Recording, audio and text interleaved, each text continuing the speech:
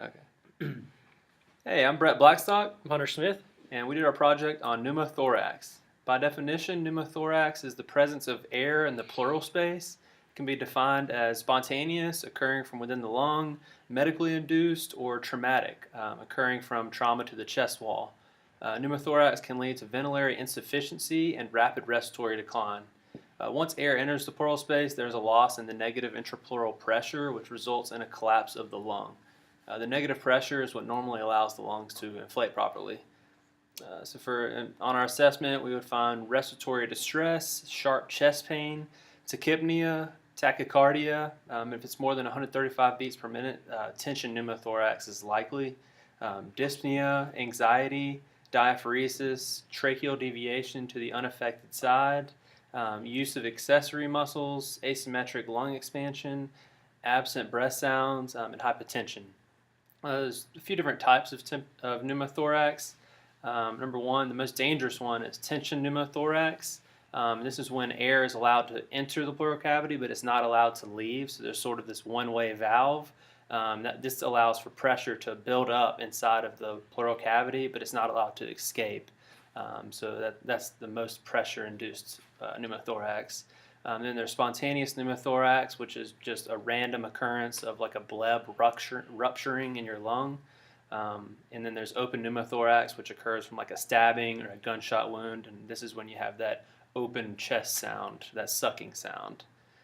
So the major goals of treatment, we have the immediate goal is to eliminate the intrapleural air and to re-expand the lung, while the long-term goal is to prevent reoccurrence. There's many nursing interventions for pneumothorax, and many of those will be discussed as we get into each of these articles.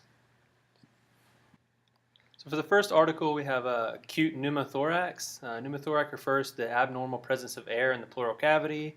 The air enters from either outside of the pleural cavity or from within the lung itself, as with a spontaneous pneumothorax. The normal negative pressure system we have is lost, and it causes the lung to collapse.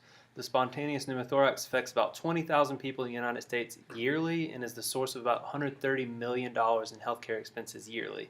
The major symptoms associated with pneumothorax are sudden chest tightness and pain, and sudden shortness of breath, leading to difficulty breathing. CT scans are the gold standard for identifying pneumothoraces because they shoot a cross-sectional view which highlights the air pockets. There are two primary goals with pneumothorax. One is to get rid of the air in the pleural space, and the other is to prevent the pneumothorax from happening again. The initial treatment of a patient with at least a 2 centimeter size of pneumothorax is a simple needle aspiration. And if successful, the needle aspiration significantly decreases hospital stay times, and there is far less pain associated with that smaller bit. Application for evidence-based practice. Patients on mechanical ventilation have a high likelihood of developing tension pneumothorax, and nurses must diligently assess respiratory status to monitor for the lung collapse. Preventing the reoccurrence of pneumothorax is equally as important in order to prevent readmission and decrease lengths of stay, and nurses must monitor chest tubes and report any suspicions of reoccurrences. So for the next article, treating pneumothorax, majority of patients present with ipsilateral chest pain and shortness of breath. Shortness of breath is usually heavily dependent on the size of the pneumothorax and history of the lung disease. With a large pneumothorax, the patient may have more severe signs such as decreased chest expansion, hyperresonance on percussion, and decreased or absent breath sounds on the affected side. Tension pneumothorax is an emergent and life-threatening situation that should be considered with any patient who has severe respiratory distress. Immediate treatment requires expelling the air from the intrapleural space with thoracentesis. Treatment is aimed at removing excess air from the pleural cavity and preventing any kind of reoccurrence.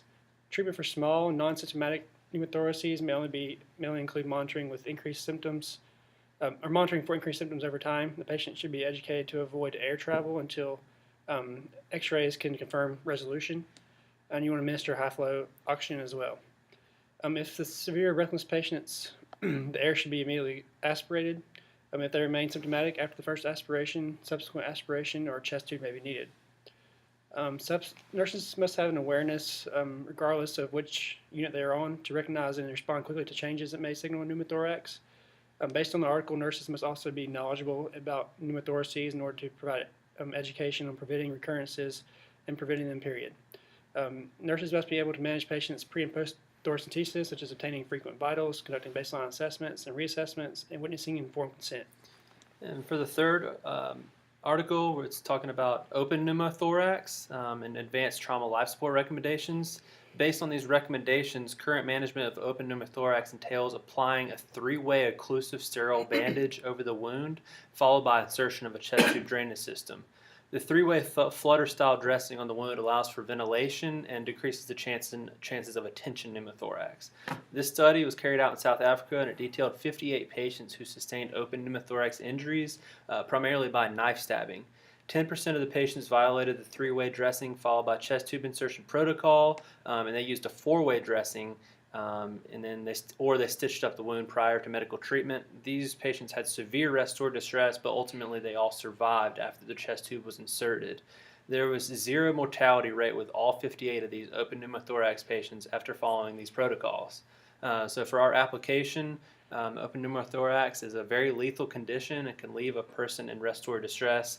These standard protocols of applying a three-sided dressing over the wound followed by insertion of a chest tube is still the best evidence-based practice we have. As nurses, we must continue to apply a three-way dressing over the chest tube insertion site if the tubing becomes dislodged.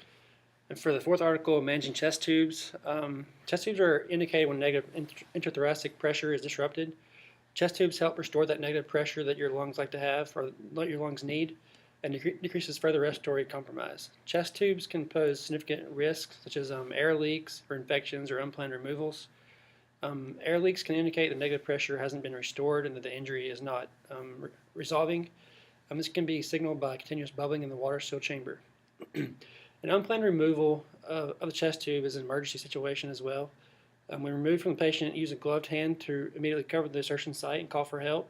The nurse needs to cover the site with the petroleum gauze and taped on three sides to prevent the air from entering the lungs again.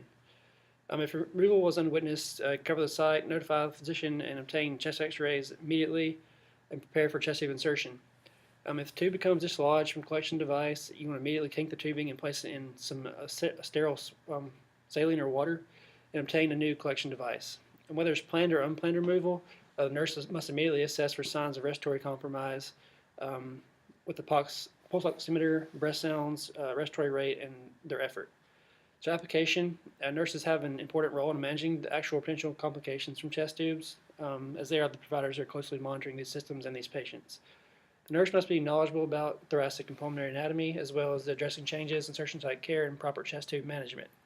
Early intervention for leaks or unplanned removal of chest tubes must be provided by the nurse in order to prevent further respiratory compromise. Frequent assessments of the patient's respiratory status, along with assessment of the tubing and collection system, is necessary to prevent or manage problems before they occur or escalate.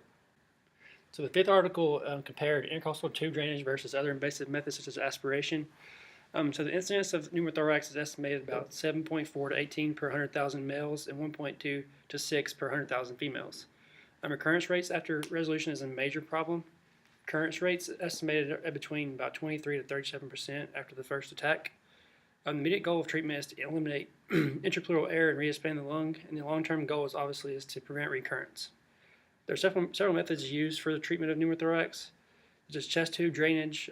That's can be considered the standard method used to evacuate air from the intrapleural space, and other studies have shown that aspiration and catheterization connected to a one-way valve are also effective for respanding a collapsed lung, and they had similar recurrence rates as chest tube drainage. The study compared the overall efficiency of intercostal tube drainage or chest tube drainage with that of aspiration and catheterization with the one-way valve. Compared 7 studies that used either aspiration, chest tube drainage, or catheterization as the pneumothorax interventions. Found that aspiration was inferior to chest tube drainage in terms of early success rates, while there was no significant difference in recurrence rates. Aspiration method did result in shorter hospital stays and lower hospitalization rates compared to chest tube drainage, and there were more complications reported with chest tubes. Application to EBP. Appropriate therapy is usually based on many factors, including the patient's overall status, physician's preference, facility's policy, and the possibility of follow-up based on the patient's characteristics. Chest tube drainage is still the main standard intervention for pneumothoraxes. Nurses must be knowledgeable in managing patients with chest tubes and the post-aspiration period. Assess the pulses, respirations, oxygenation, skin color around the site. After aspiration, make sure the patient is positioned on the unaffected side and assess the dressing for unusual drainage. You will monitor the suction control chamber, water seal chamber, and collection chamber for any complications, and provide comfort and psychological support to patients undergoing chest tubes or aspiration. For our last article here, it talks about simulation in nursing education.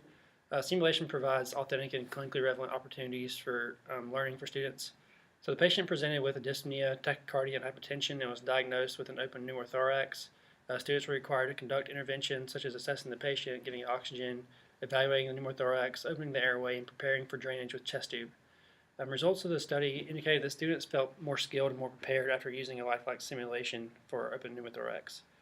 Application, in dealing with complications from pneumothorax, simulation can help improve the critical thinking and problem-solving skills needed to manage open pneumothorax safely and effectively. Providing students with simulation experiences can increase overall confidence and prepare them more adequately for real-life issues. And it's vital that nurses or nursing students be provided with opportunities to engage in these lifelike scenarios so that they can learn and grow from their mistakes without causing any kind of harm.